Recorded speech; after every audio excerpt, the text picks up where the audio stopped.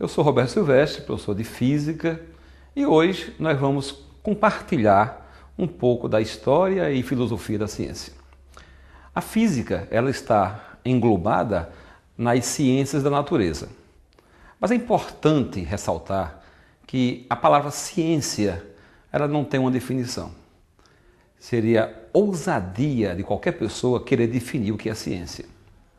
Entretanto, ao longo dos tempos, nós percebemos que um método científico chamado indutivista empirista, ele ficou presente em todos os níveis de ensino, inclusive no ensino superior. Então, até hoje, as pessoas raciocinam a ciência de uma forma específica. Esse método, ele se baseia em observações. Ora, o cientista, aquele ser especial, aquela pessoa divina, diferente, fora da nossa realidade. Ele traz o cientista como aquele gênio. Isaac Newton, Albert Einstein, são pessoas superdotadas. E hoje nós percebemos que, ao longo da história, os fatos descritos, estudados, eles mudaram. As leis, que era aquilo que já estava aprovado, a cada momento, a cada passo da história, tá certo? Elas tinham contrapontos. Então, lei não pode ser algo que está aprovado se ao longo do tempo estas provas mudaram. Roberto, o método indutivista empirista, esse termo assim tão erudito, o que significa? Esse método, ele baseia a ciência na seguinte linha. Nós devemos observar as cenas. Observar, trazer essas cenas para um laboratório, repeti-las, até a exaustão. Muitas pessoas, quanto mais pessoas fazendo isso, melhor. E nós vamos chegar às conclusões. Nós vamos formular as leis. Vou lhe dar um exemplo para você raciocinar comigo e refletir sobre essa linha de pensamento. Eu coloco aqui para a gente um microscópio. Eu tenho bactérias. E eu quero analisar, eu quero refletir se essas bactérias fazem sexo ou não. Ora, nada melhor do que observar. Quanto mais pessoas observando, eu, você, todos nós vamos observar essas bactérias. Todos os dias, a cada segundo, elas não vão ficar livres do nosso olhar, do nosso observar. Porque o método indutivista empirista nos diz, quando você observa, quando você repete, você pode chegar às melhores conclusões, você pode formular as leis, você pode chegar à verdade. Então vamos lá, observamos as bactérias por longos e longos anos e chegamos à seguinte conclusão. Bactérias não fazem sexo. Ninguém conseguiu, pessoal, observar as bactérias fazendo sexo. É confiável esta lei? De acordo com o método? Sim. Foram muitas observações, foram muitos os anos, foram muitas as pessoas, as formas. De repente eu lhe mostro agora o microscópio, sem ninguém estar observando. E aparecem as bactérias fazendo sexo. Aí eu te pergunto, e aí? Qual é a conclusão? As bactérias fazem ou não sexo? Eu poderia concluir que elas não fazem sexo quando estão sendo observadas. Estão me entendendo? Então, de repente, esta lei, ela desabou. Esta lei foi baseada em quê, Roberto? No método indutivista empirista. Então, não existe apenas este método, mas este método ele vai estar presente ao longo deste curso. Devemos respeitá-lo. É uma das formas de fazer ciência, mas não é a única. Tá certo? Nós devemos começar este curso já nesta linha de raciocínio. A história e a filosofia da ciência estará junto com todas as áreas de conhecimento. As ciências humanas, as ciências da natureza, tá certo? E dentro desse contexto está a nossa disciplina, a física.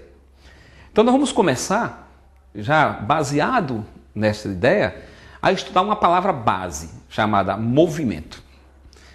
Estão observando aqui a minha mão? Ó? Eu tenho um objeto aqui. Ó. Vamos, de forma abstrata, venha comigo. Está vendo o objeto? Ok, beleza? Joguei. Percebeu? Eu te pergunto, eu joguei um objeto, você está vendo ele subir. Como é que você explica o subir, o movimento dele? Roberto, se eu estivesse na época de Aristóteles, eu raciocinava assim. As coisas têm os seus lugares naturais. São distribuídas assim, ó, terra, água, ar e fogo. Este objeto que eu joguei vai ficar onde? Depende. Ele é constituído de quê? A forma dele, ele vai ocupar um espaço nessa sequência. Terra, água, ar e fogo. Então, o fogo tende a subir. O que é da terra tende a voltar. Isso seria um movimento natural descrito por Aristóteles. Bom, mas eu joguei o objeto. Aristóteles dizia assim, você fez um movimento violento. É uma teoria chamada teoria antiperistases. Como assim, Roberto? O que é a teoria antiperistases? Para Aristóteles, existiam dois tipos de movimentos. Os naturais, onde os corpos ocupavam as suas posições de acordo com essa constituição que eu te falei. Qual? Terra, água, ar, fogo. E existiam os movimentos que nós provocávamos. Esses movimentos eram explicados por Aristóteles da seguinte forma. Quando você empurrava um corpo, este corpo empurrava o ar que estava à sua frente. Esse ar, como uma espécie de fantasma, ele voltava, pessoal, e empurrava o corpo. Olha só. Hoje, se alguém te explica isso, você pode pensar em absurdo. Roberto, por que as pessoas podem pensar isso de forma absurda? Se durante um longo tempo, uma época, né, essa foi a explicação. É porque hoje, você vai explicar os movimentos baseado em outro momento da história. Você vai explicar os movimentos baseado em Isaac Newton. Mas percebam que este é um dos momentos que Isaac Newton não é o cara que explicou os movimentos, é um dos. E que, permeando, junto com Isaac Newton, existe uma série de cientistas. Para que um chegue a uma conclusão, ele se baseia, tá certo, no contexto amplo geral. Então não existe o gênio, não existe aquele passe de mágica, onde as pessoas descobrem as coisas. Então, se eu vou estudar só o movimento de um corpo, eu posso abordar isto de acordo com a teoria. Pós Aristóteles, nós temos uma teoria que dizia assim, quando eu faço uma força sobre um corpo, a força fica contida no corpo. E essa força, ela ia sendo gasta ao longo do movimento. Percebam, já é uma outra forma de ver. Roberto, então no Enem, o Enem, ele vai te abordar assim. Ele não vai abordar o estudo do movimento, tá certo? De forma específica, como se existisse apenas uma linha de pensamento.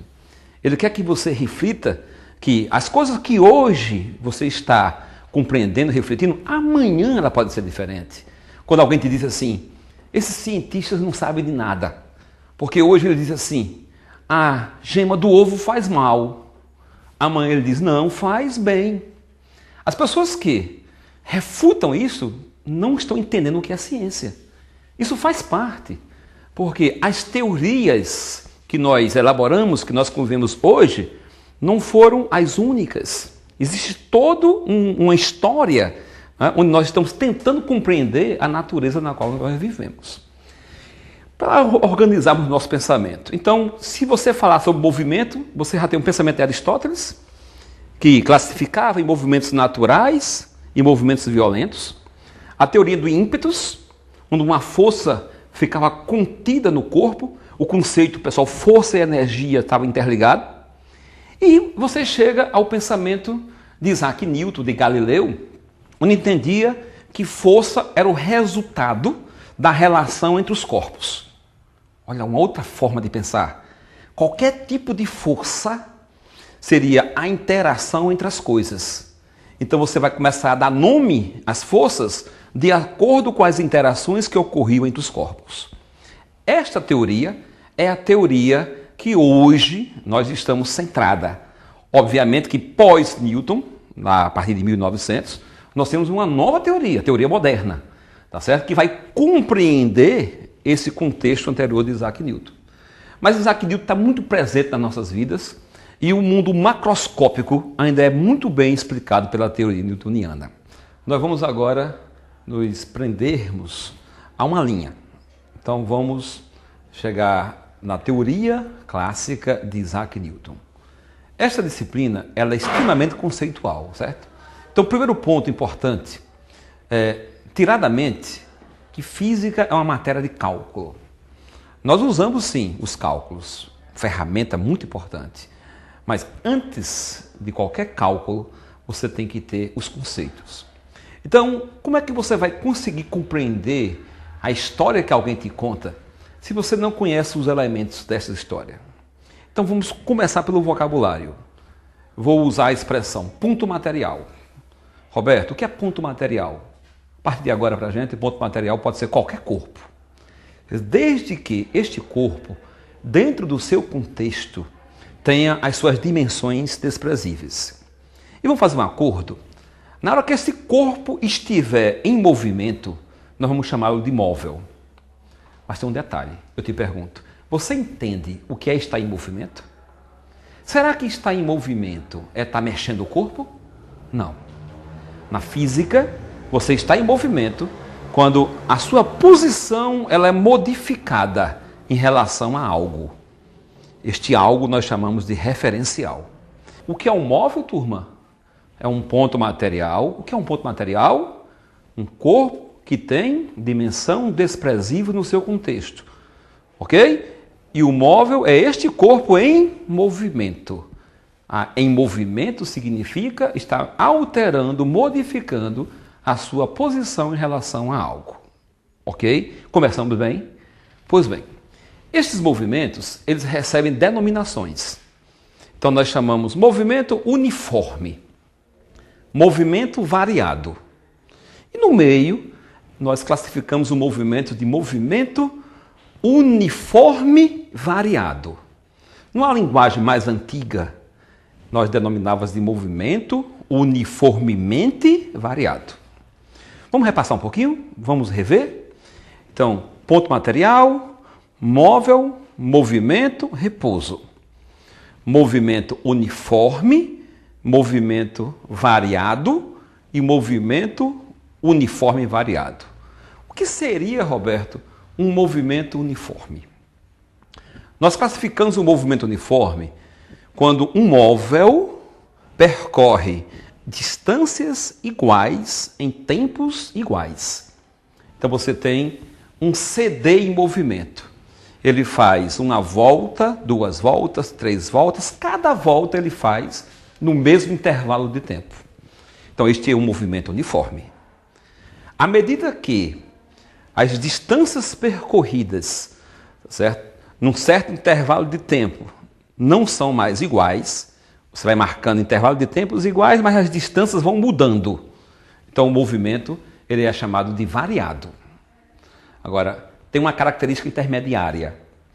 Quando abandonamos um corpo, na visão newtoniana, a queda desse corpo corresponde à interação dele com algo. No caso, dele com a Terra. Este corpo, ao cair, você vai marcando o tempo de queda e em intervalo de tempos iguais, você percebe que ele percorre distâncias cada vez maiores. Bom, uniforme não é. Já é o movimento o quê, pessoal? Um movimento variado. Mas ele tem uma característica. À medida que ele cai, no mesmo intervalo de tempo, a velocidade dele vai aumentando em um fator constante. Então ele saiu aqui de 0, aí passou para 10, passou para 20, passou para 30. Está variando a velocidade? Está. Mas em um fator o quê? Um fator fixo, constante. Este movimento é chamado de movimento uniforme variado. Aquele que nós, num modo mais antigo, chamamos de movimento uniformemente variado. Está complicado? Não, é só você rever, tá certo? Observe que o que vai caracterizar os estados de movimentos é justamente as distâncias que os móveis percorrem, tá certo? Num certo intervalo de tempo. Então, se eu mantenho a mesma velocidade, o valor fixo dela, o movimento é uniforme. Quando o valor da velocidade varia, o movimento é chamado de quê? Variado. Quando essa velocidade varia de maneira uniforme, num fator constante, o movimento é chamado de movimento uniformemente variado.